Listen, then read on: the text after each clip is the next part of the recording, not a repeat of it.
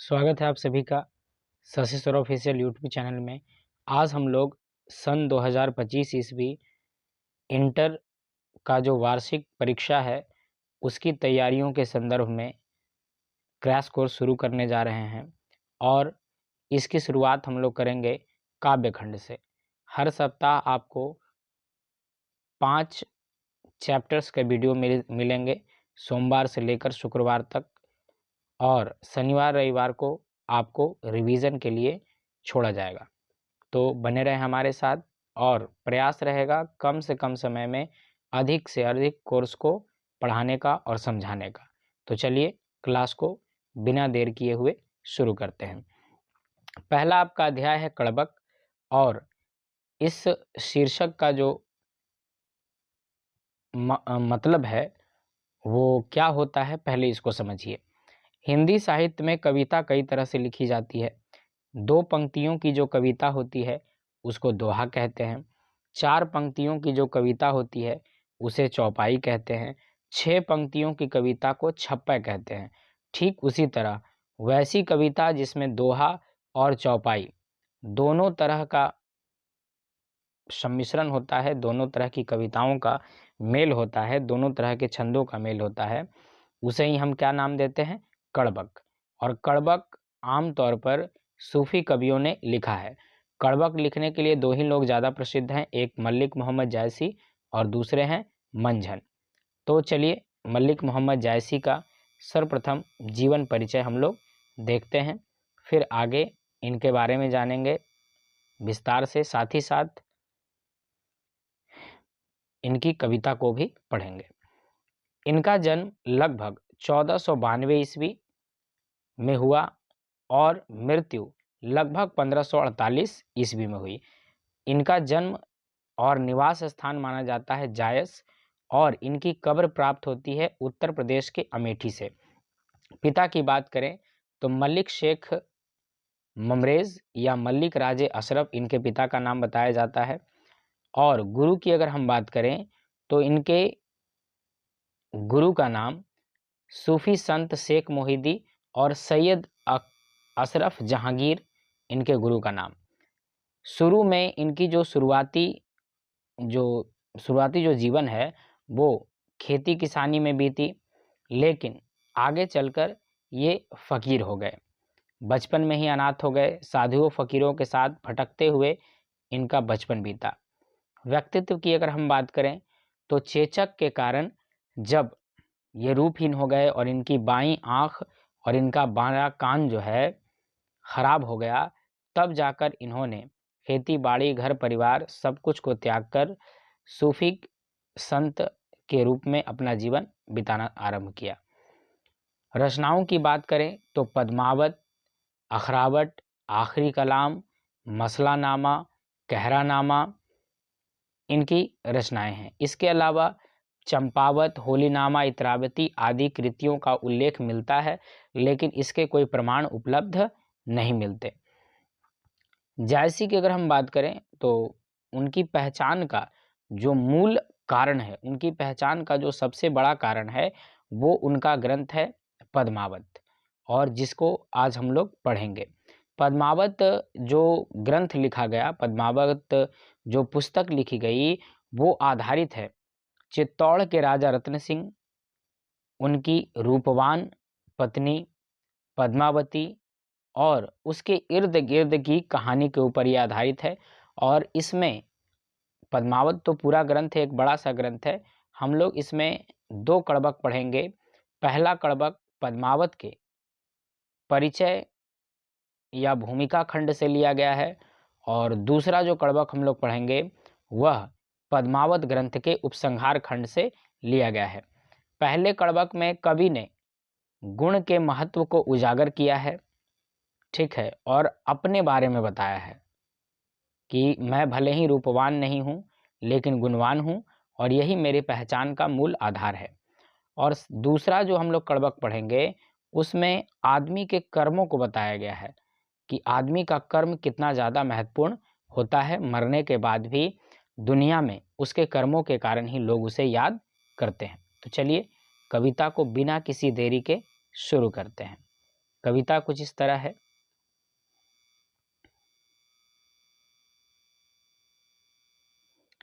एक नैन कवि मोहम्मद गुनी, कवि मलिक मोहम्मद जैसी अपने बारे में कहते हैं, अपने बारे में कवि मलिक मोहम्मद जैसी बताते हैं कि एक नैन कवि मोहम्मद गुनी, मैं कवि मोहम्मद एक नैन का हूँ लेकिन गुनी हूँ। सोई बिमोहा जय कवि सुनी, वही व्यक्ति मेरे ऊपर मोहित हो गया जिसने मेरी कविताओं को सुना। आगे कवि क्या कहते हैं, आगे कवि कहते हैं, चांद जैस जग विधि और तारा, दीन कलंक कीन उजियारा। वे अपने रूप का बखान करते हुए कहते हैं, अपने रूप के बारे में बताते हुए कहते हैं कि जब मैं भी इस दुनिया में आया था तो मैं भी सुंदर था। चांद जैस जग विधि और तारा, अर्थात संसार में जब मैं आया था तो चांद की तरह सुंदर था। दीन कलंक कीन उजियारा, जिस तरह चांद में दाग होता है फिर भी वह उजियारा फैलाता है, उसी तरह ईश्वर ने मुझ में भी कलंक दे दिया, मुझ में भी दाग दे दिया, लेकिन फिर भी मैं चांद की तरह अपनी रोशनी, अपना उजियाला क्या कर रहा हूँ, फैला रहा हूँ। आगे कवि क्या कहते हैं, जग सूझा एक ही नैनाहा, मुझे दुनिया जो है एक ही आंख से दिखाई देती है। उनका एक आंख खराब था, बायां कान और बायां आंख। हुआ सुख अस नख्तन माहा, कवि कहते हैं कि जिस तरह असंख्य तारों के बीच शुक्र तारा, शुक्र तारा जिसे भोर या सांझ का तारा भी कहते हैं, तो कवि कहते हैं कि जिस तरह असंख्य तारों के बीच, अनगिनत तारों के बीच शुक्र तारा अपना प्रकाश फैलाता रहता है, शुक्र की एक अलग पहचान होती है, उसी तरह मेरा जो एक आंख है शुक्र तारे की तरह अपना प्रकाश, अपनी रोशनी फैलाता रहता है। आगे कवि क्या कहते हैं, आगे कवि कहते हैं, जो लही अम्बही डाभ न होई, तो लही सुगंध बसाई न सोई। जब तक आम में डाभ नहीं लगता, अर्थात जब तक आम में मंजर नहीं आती, तब तक आम सुगंधित नहीं होता। ठीक उसी प्रकार मनुष्य भी बिना गुण के बेकार है।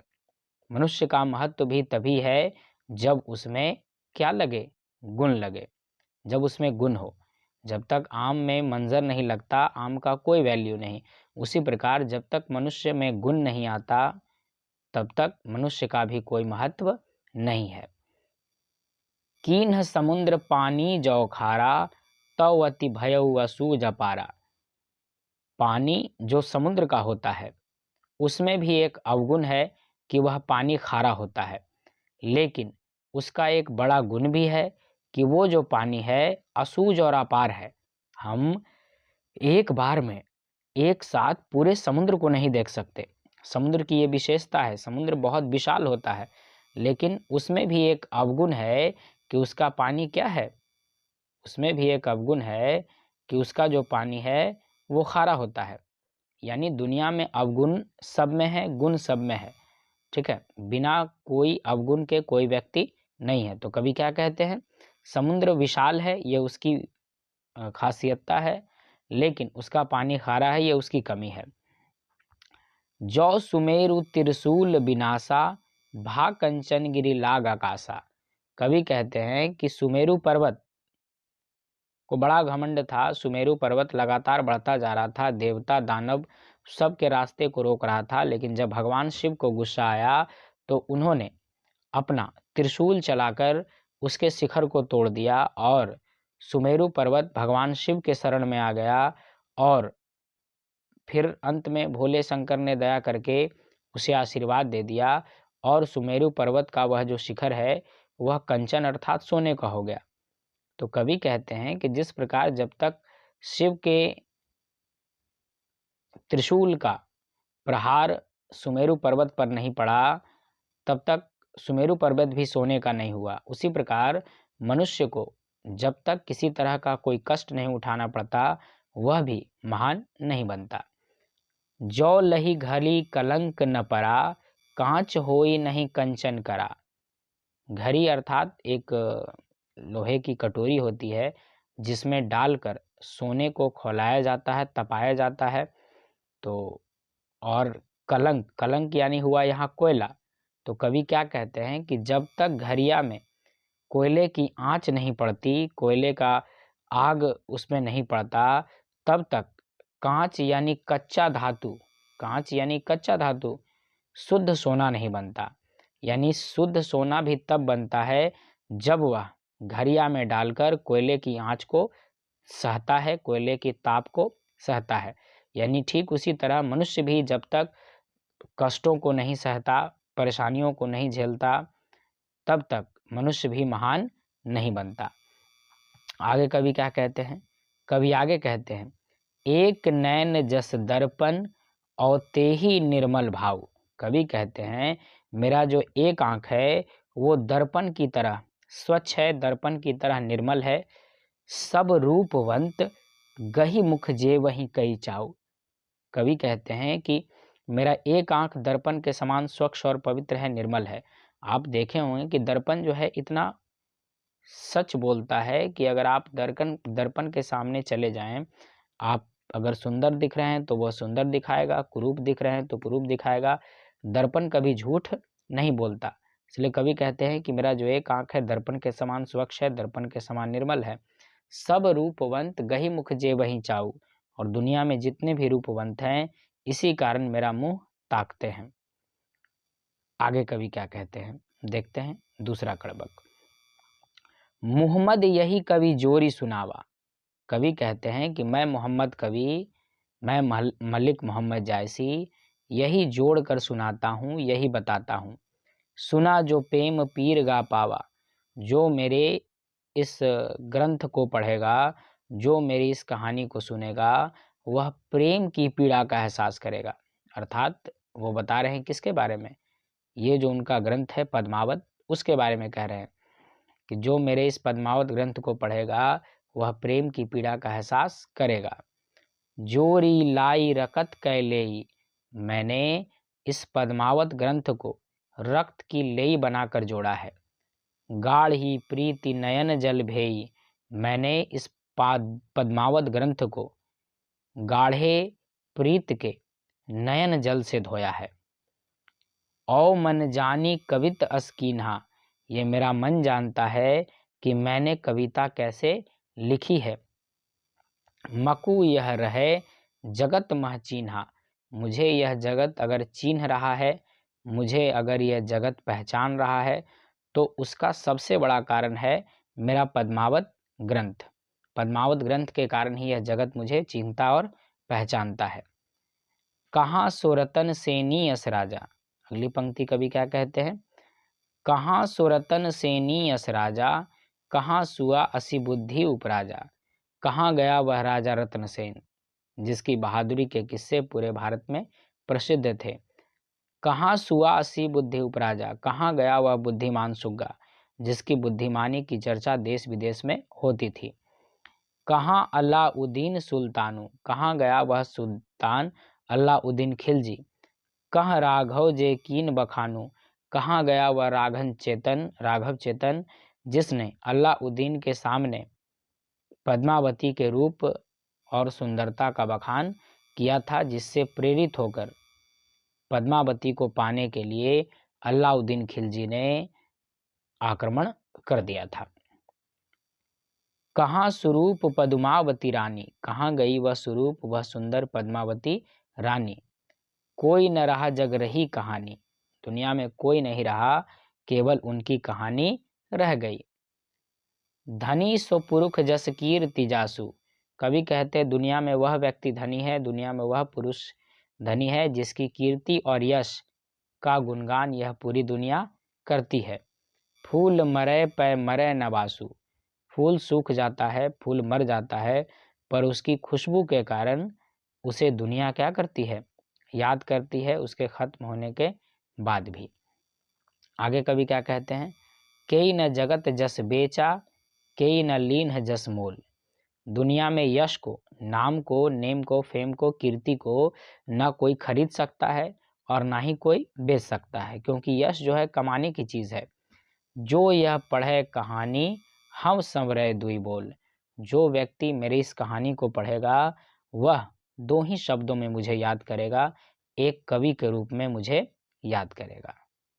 तो ये था पद्मावत ग्रंथ का दो कड़बक। प्रश्नोत्तर की अगर हम बात करें तो नीचे प्रश्नोत्तर दिए गए हैं।